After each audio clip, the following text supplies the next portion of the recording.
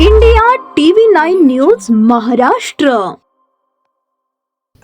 महाराष्ट्र विधान परिषदेच्या सोलापूर स्थानिक प्राधिकारी मतदारसंघाच्या द्वैवार्षिक निवडणुकीसाठी बुधवारी 18 जून रोजी मतदान प्रक्रिया उत्साहात पार पडली असून दुपारी 2 पर्यंत तब्बल 93.51% मतदान नोंदवण्यात आले. निवडणूक निर्णय अधिकारी कार्यालयाने जाहीर केलेल्या आकडेवारीनुसार एकूण 616 मतदारांपैकी 576 मतदारांनी आपला मतदानाचा हक्क बजावला.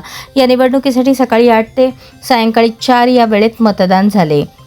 सुरुवातीपासूनच मतदारांची चांगली उपस्थिती दिसून आली. स्थानिक स्वराज्य संस्थांचे सदस्य असलेल्या मतदारांनी मोठ्या प्रमाणात मतदानासाठी हजेरी लावल्याने मतदानाचा टक्का लक्षणीयरित्या वाढला.